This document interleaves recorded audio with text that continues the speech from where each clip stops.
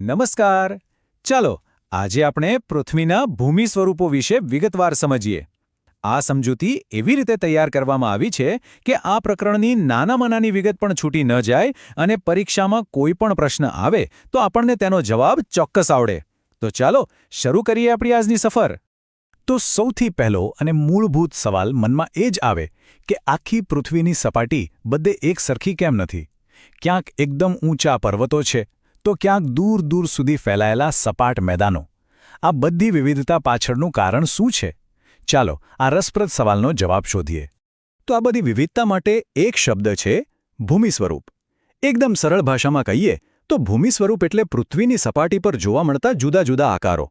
હવે આ આકારો બને છે કેવી રીતે? તો એના માટે મુખ્યત્વે બે પ્રકારના બળ કામ કરે છે.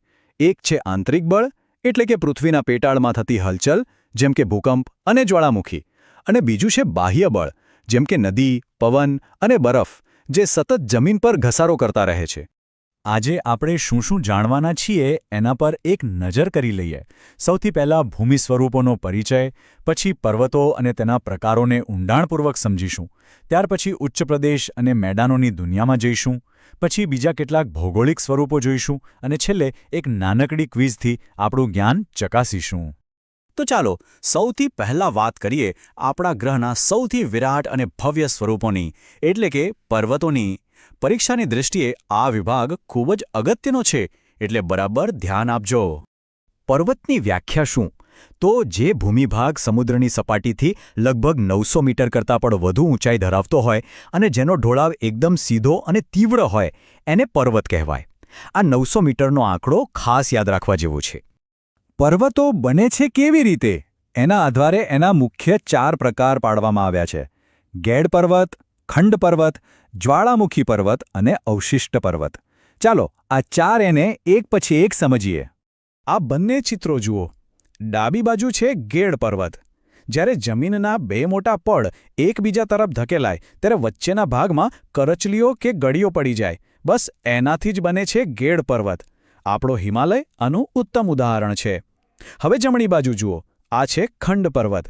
આ ત્યારે બને જ્યારે જમીનનો કોઈ ભાગ ફાટને કારણે ઉપર ઊંચકાઈ જાય અથવા આજુબાજુનો ભાગ નીચે બેસી જાય. ભારતનો સાતપુડા પર્વત આ જ પ્રકારનો છે. હવે બાકીના 2 પ્રકાર જોઈએ. જ્વાળામુખી પર્વત. તો નામ પરથી જ સમજાઈ જાય. જ્વાળામુખી ફાટે અને એમાંથી જે લાવા, રાખ અને પથ્થરો બહાર નીકળે એ ઠરીને શંકુ આકારનો ઢગલો બનાવે એ જ જ્વાળામુખી પર્વત. ઇટાલીનો વિશુવિયસ આનું જાણીતું ઉદાહરણ છે. અને છેલ્લે અવશિષ્ટ પર્વત. આ એટલે એવા પર્વતો જે હજારો લાખો વર્ષોના ઘસારા પછી પણ ટકી રહ્યા છે, બાકીનો ભાગ ઘસાઈ ગયો છે. આપણી અરવલ્લીની ગિરિમાળા આનું શ્રેષ્ઠ ઉદાહરણ છે. હવે આ કોષ્ટક પર ખાસ નજર કરજો. પરીક્ષામાં જોડકા જોડો કે પછી ખાલી જગ્યા પૂરો જેવા પ્રશ્નો માટે આમાંથી કંઈક પૂછાઈ શકે છે. કયું શિખર કયા દેશમાં છે અને તેની ઊંચાઈ કેટલી છે એ માહિતી અહીં આપેલી છે. જેમ કે મેકિનલે અલાસ્કામાં છે, કિલિમંજારો તાંજાનિયામાં છે. પર્વતોના ઊંચા શિખરોની વાત કર્યા પછી હવે આપણે પૃથ્વીના એવા ભૂમિભાગો તરફ જઈએ જે ઊંચા તો છે પણ ઉપરથી સપાટ છે, જાણે કે વિશાળ ટેબલ હોય. ચાલો ઉચ્ચ પ્રદેશોની દુનિયાને જાણીએ. ઉચ્ચ પ્રદેશની વ્યાખ્યા એકદમ સીધી અને સરળ છે. સમુદ્ર સપાટીથી 180 મીટરથી વધુ ઊંચાઈ હોય અને જેનો ઉપરનો ભાગ પહોળો અને લગભગ સપાટ હોય એને ઉચ્ચ પ્રદેશ કહેવાય. પર્વતની જેમ એને તીક્ષ્ણ શિખરો નથી હોતા. બસ આ જ મુખ્ય તફાવત છે. ઉચ્ચ પ્રદેશો ક્યાં આવેલા છે? એના ભૌગોલિક સ્થાનના આધારે એને મુખ્ય 3 ભાગમાં વહેંચી શકાય છે: આંતરપર્વતીય, પર્વત પ્રાંતીય અને ખંડીય. ચાલો આ દરેકને ચિત્ર સાથે વધુ સારી રીતે સમજીએ. પહેલો પ્રકાર છે આંતરપર્વતીય ઉચ્ચ પ્રદેશ. આના નામમાં જ એની વ્યાખ્યા છુપાયેલી છે. આંતર એટલે વચ્ચે, એટલે કે જે ઉચ્ચ પ્રદેશ ચારે બાજુથી ઊંચી ઊંચી પર્વતમાળાઓથી ઘેરાયેલો હોય.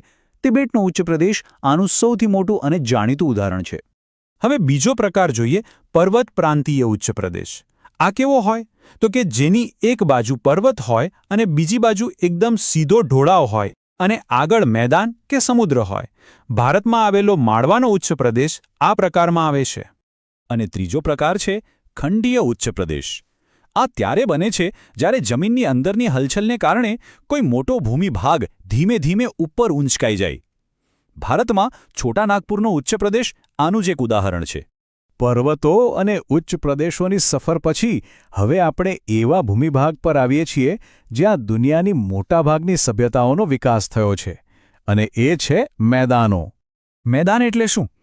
તો કે સમુદ્ર સપાટીથી 180 મીટરથી ઓછી ઊંચાઈએ આવેલો સપાટ કે સમતલ જમીનનો ભાગ. દુનિયાના મોટાભાગના મેદાનો નદીઓએ પાથરેલા કાંપથી બનેલા છે, અને એટલે જ એ ખેતી માટે સૌથી ઉત્તમ ગણાય છે. મેદાનો બનવાની પણ 3 મુખ્ય રીતો છે. પહેલું, કિનારાના મેદાન, જે સમુદ્ર કિનારે બને. બીજું, ઘસારણના મેદાન, જે પવન અને નદી જેવા બળો ઊંચા ભાગોને ઘસીને સપાટ બનાવે ત્યારે રચાય. અને ત્રીજું અને સૌથી મહત્વનું, નિક્ષેપણના મેદાન. આ ત્યારે બને જ્યારે નદીઓ પોતાની સાથે લાવેલો ફળદ્રુપ કાંપ પાથરે છે, જેનાથી ગંગા યમુના જેવા વિશાળ મેદાનો બન્યા છે. સારું, તો મુખ્ય 3 ભૂમિ સ્વરૂપો તો આપણે જોયા, પણ આ સિવાય પણ બીજા કેટલાક નાના પણ અગત્યના ભૌગોલિક સ્વરૂપો છે જેની વ્યાખ્યાઓ પરીક્ષામાં વારંવાર પૂછાય છે. ચાલો એના પર એક ઝડપી નજર ફેરવી લઈએ. ચાલો આ બધી વ્યાખ્યાઓ ફટાફટ સમજી લઈએ. ઉપસાગર એટલે મહાસાગરનો જ એક નાનો ભાગ.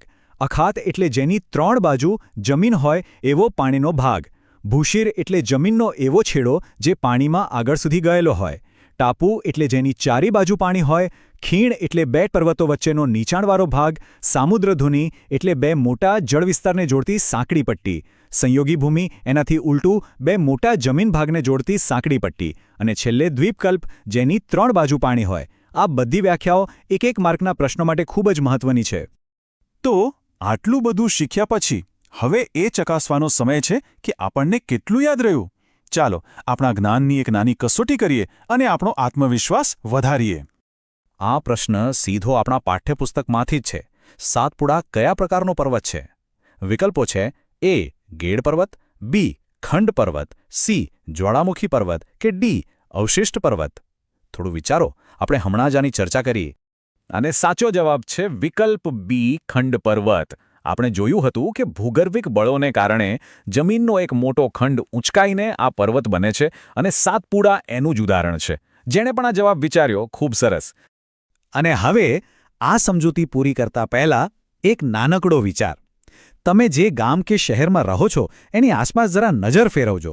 ત્યાં કયા ભૂમિ સ્વરૂપો આવેલા છે? કોઈ નાની ટેકરી છે, કોઈ નદી પસાર થાય છે, કે પછી સપાટ મેદાન છે?